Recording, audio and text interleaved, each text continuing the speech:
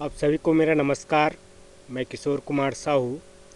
आप देख रहे हैं इंजीनियरिंग मैकेनिक्स के आज के लेक्चर में हम कंपोजिट प्लेन फिगर जो कि टी क्रॉस सेक्शन एरिया है, टी सेक्शन है, इसका moment of inertia find out करेंगे। लास्ट लेक्चर में हमने प्रॉब्लम नंबर 1 सॉल्व किया था, जिसमें एल सेक्शन का मोमेंट ऑफ इनर्शिया उसके सेंट्रॉयडल एक्सिस के अबाउट में हमने ड्रॉ किया हुआ था। आज के लेक्चर में प्रॉब्लम नंबर 2 सॉल्व करेंगे, जैसा कि आपको स्क्रीन पे दिखाई दे रहा है। Find the moment of inertia of T section with flange as 150 mm into 50 mm and wave as 150 mm into 50 mm about x axis and y axis through the center of gravity of the section। ठीक है, इस तरीके से problem दिया हुआ है। T section है, T section में ये हॉरिजॉन्टल वाला जो रेक्टेंगल है ये कहलाता है फ्लैंज, जिसका लेंथ और विड्थ हमें दिया हुआ है। लेंथ 150 mm और विड्थ जो है 50 mm है। और ये वाला जो पार्ट है ये कहलाता है वेव।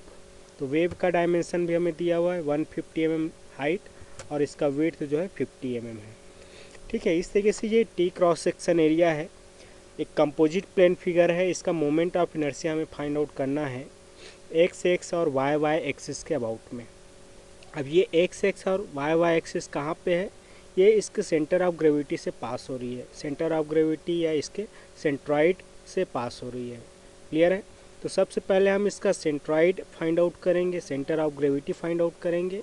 देन वहाँ से हम एक्स और वाई एक्सिस ड्रॉ करेंगे, और उसी एक्स और वाई सेंट्रॉइडल एक्सिस के अबाउट हमें moment of inertia find out करनी है। ठीक है, तो ये कंपोजिट प्लेन फिगर का प्रॉब्लम है।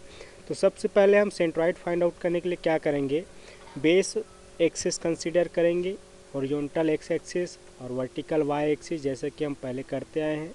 ठीक है, इसके बाद हम इस पूरे कंपोजिट प्लेन फिगर को, टी सेक्शन को स्टैंडर्ड एरिया में हम डिवाइड करेंगे। तो हम देखेंगे कि इसको हम दो रेक्टेंगल में ब्रेक कर सकते हैं, एक वर्टिकल रेक्टेंगल नीचे और ऊपर एक हॉरिजॉन्टल रेक्टेंगल।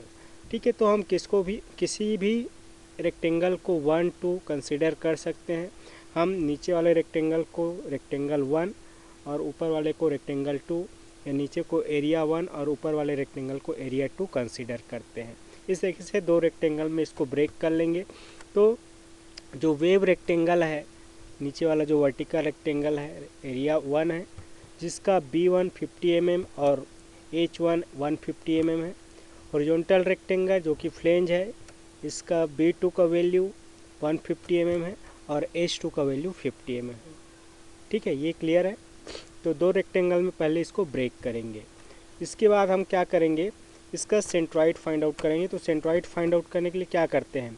इंडिविजुअल जो भी एरिया में हमने ब्रेक किया हुआ है उसका खुद का सेंट्रॉइडल पॉइंट हमें पता रहता है। जैसे कि नीचे वाले रेक्टेंगल का सेंट्रॉइडल B/2 और H/2 पे इसका सेंट्रॉइडल पॉइंट C1 होगा, है ना। यहाँ से हमने X1 और Y1 एक्सिस ड्रॉ कर दिया। इसी तरीके से ये जो Y1 एक्सिस है, इसका पोजीशन या इस C1 जो पॉइंट हमें मिला है, इसका पोजीशन Y एक्सिस से X1 और X एक्सिस से Y1 है। तो ये X1 और Y1 की वैल्यू हमें कैलकुलेट करना है।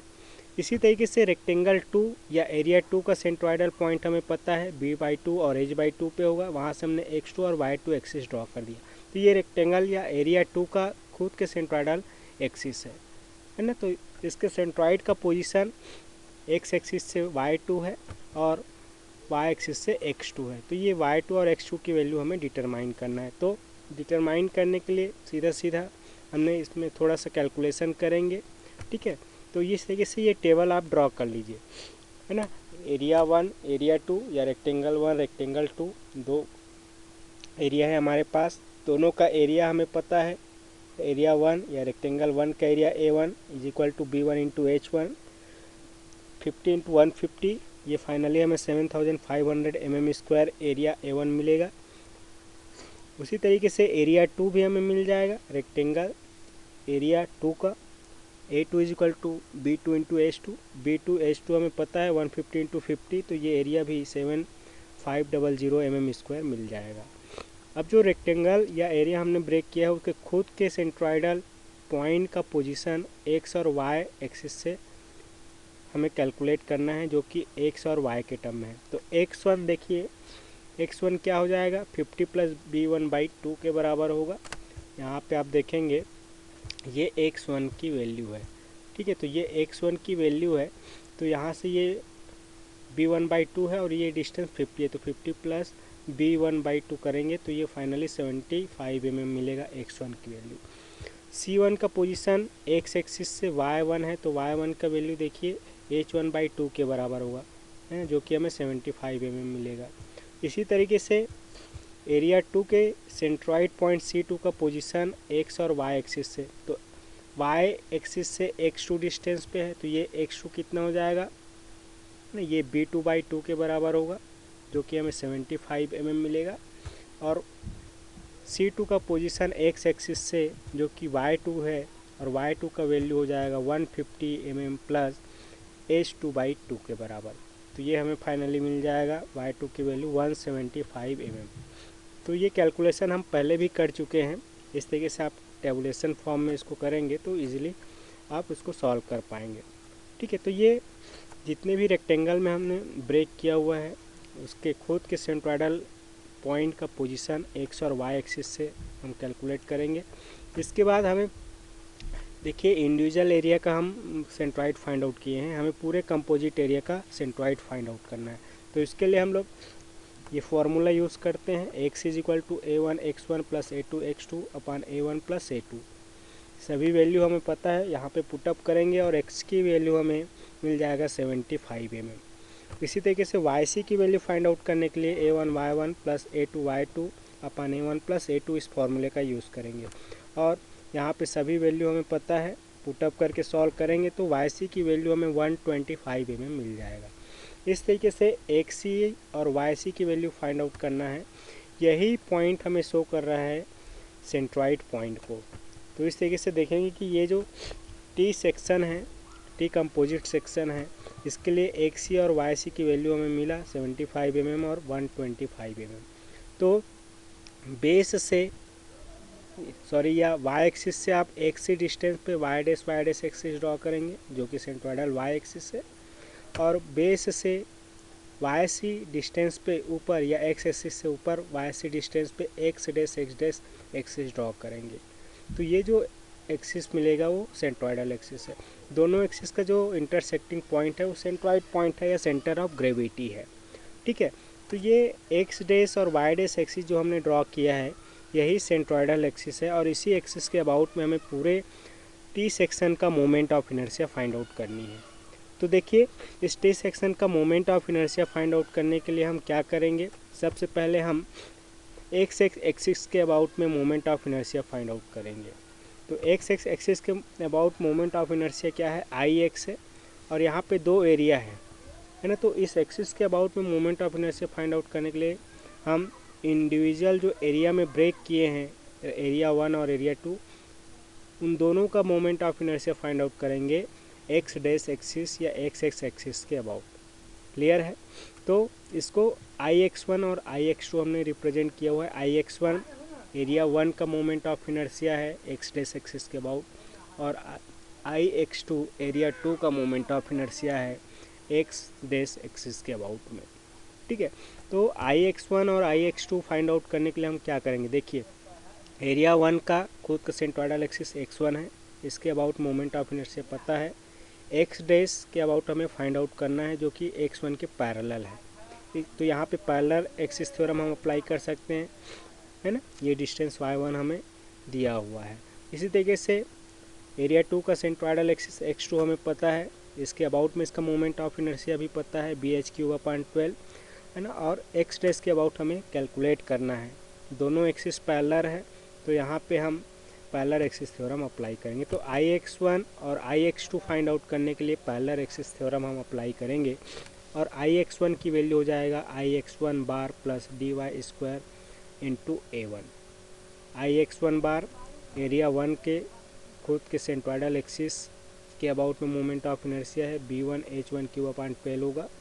dy x1 और x डैश एक्सिस के बीच का डिस्टेंस है जो कि yc माइनस y के बराबर होगा, और A1 एरिया हमें पता है b1h1। तो ये रेक्टेंगल 1 या एरिया 1 का मोमेंट ऑफ इनर्शिया है एक्स डैश एक्सिस के अबाउट में। सभी वैल्यू हमें पता है, यहाँ पे पुटअप करेंगे तो IX1 की वैल्यू हमें मिल जाएगा 32.8125 इंटू 10⁶ mm⁴। याद रखिए IX1 की वैल्यू है, यहाँ पे IX1 बार लिखा हुआ है, इसको आप करेक्ट कर लेंगे, IX1 की वैल्यू हमें मिलेगा।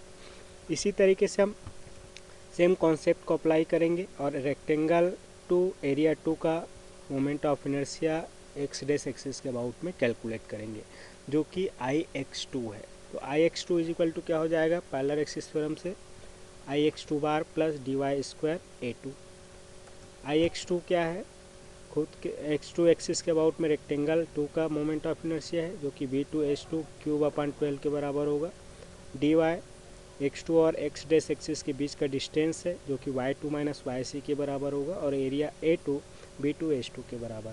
सभी वैल्यू हमें पता है, यहाँ पे वैल्यू पुटअप करेंगे और सॉल्व करेंगे तो हमें IX2 की वैल्यू मिल जाएगा।